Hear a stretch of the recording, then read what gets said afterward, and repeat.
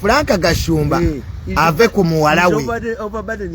himself omwana yayononeka amuleke ati yayononeka ali mu group ekola ebyo ye entertainment industry mu yamuteeka bebe yambula kakati another person of Gashumba's morals ye yalikoze iki tatwalanga mwana we mu entertainment first ask what's the role of entertainment singa Sheila Gashumba abadde lawyer teyandi bikoze niye mutwala mu group mwenyini yabononefu ate bononefu ki that's their role entertainment kweyambula muzeeyi byonna mu ebiri modeling biki byonna era you must have a certain beauty attract men yes kakati kuchembuza bagamba violating abakasina obatunulira n'engalo bizabwe n'essejjembe why do we always have nti bana abasajja bakongo bakyaba yina ennyimba bazanya n'abakazi nga bali naked why a female body attracts men mazima gwe wabeewo omusajja ayita ku kyalo ng'ettaasi liri bweru era abasajja empale zaakutukanga n'olaba omusajja ng'ettaasi liri bweru but to see a naked woman the buttocks of a woman in the village aba akunama kyalo kikuŋŋaana so Franka Gashumba ave ku muwala we omwana yeyo industry gyalimu ali akati Gashumba bamutwalanga abuulirira kati anaddamu obuwulirira ate nga muwala we amulemeredde singa omwana ng'obadde nga egonde obadde oli pulisha oli mubuulizi nga bano bapastors baki omwana we n'alaga mu industry tewalaba owagundi waliwo nasansira omwana we yajja naked ku stage nga muyimbi wono owagundi eyali ambassador wa Pakistan eyafa naye muwala we yali ayimba Katatumba era ali mu naked Katatumba waali yafa naye oyo ayimba anti omwana we kakati nze kitegeeza Angela Katatumba omwana wange sigendayo agenda okujja naked asolene ku kitaawe nasasira yazaala nnyo Katatumba yazaala nnyo kati abo abaana bazungu kakati nze sigendayo kati gwoba n'omuwala wo nga yeeyambula tolinnyayo ate nze njogera naye ne muga nti bw'oba ogenda okusumulula omuliro ombuulirako nemba ku social media lwonsumuludde siraba kati Sheila Gashumba wanaaba nga atabo video agambeko ku taata we Franka nti taata nyenda kuta Gashumba to accept muwala we nga bwali the profession of his daughter.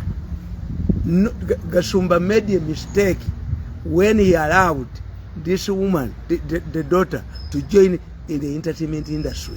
He did not know to which extent this entertainment industry kakati it is up to you people abazadde mukitegeere ti agenda mu entertainment industry shobbi bwati bwabeera atuuka ekiseera nga buli kimu akiraze bawano bokka nude pictures n'abebweru beyambula baserebu ate bo tebalina kye bawuliramu batya ogenda mu Europe n'olaba nze Museveni yantambuza nannyamba nnyo natambula ensi eno nengimalako okujjako my ending nti omukankubye nnyo naye obwa president abufunye naye ogenda mu Europe mu bbaala n'olaba naked woman nga yeebasawo bwali mu Europe mu bbaala kati buli ajja okwetegereza n'ateekawo doola emu tomukwatako weriyo zibayita sex shops oyingiramu omuwala ali obwerere najja nga abatuulako ayagadde n'asasula waliwo gye biri nga dola basooka n'owaayo $2 ne biggwako nga tonnabalaba n'oteekayo endala dola byebi bigenda kuggwako kakati bo bategeera nti society gyekola ki gyeri ababyagala gye bali Franka Gashumba akkirize gwe mulimu omuwala we gwakola nga bwe yandizadde pilot nga bwe yandizadde lawyer ne Sheila Gashumba gwe omulimu gwe era wanudde Gashumba nfaananira omusajja yali waffe kati omusajja ne bamuhayalinga asiige loogi egundi langi kakati wamala okusiiga loogi langi n'alaba nga bawandiiseeko ekipande nti loogi guest and loogi yajja n'abikalakatako nagenze ndi mulokole sategedde sisobola kusiiga loogi ate ne bamusiba destroying malicious property bamusiba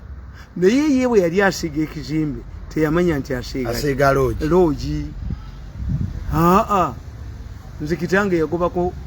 omusajja yali azze okuwasa sengawo wange omusajja amubuuza okola mulimu ki nti amubulooka ye kitange yalowooza nti babulooka baaki batakisi waliwo bulooka owa bonds waliwo bulooka owa kooti yagoba bugubi kuba yali tamanyi bulooka ki ye yatwala ki waliwo omusajja e Masaka yagoba omuko nga yamugaa nti ntunda nnyanyi ukaleero ye nga tamanyi nti waliwo n'abasuubula loole waliwo n'abaleeta piikapu kasi omusajja yayogera nti ntunda nnyanyi kaleero yagamba munviiri so bwe mubanga mutwala abaana bammwe okusoma ebintu ebyo receptionist abo babeera ku mawoteeri abakibano kakati mukitunuulire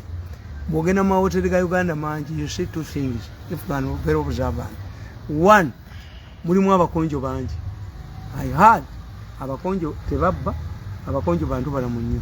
Ekyokubiri teriyo training institute eri Kasese one of the best one ya Jimmy Sekasi yayinoonekamu. Ekyokubiri abali mawoteeri bannakenya nabo tebabba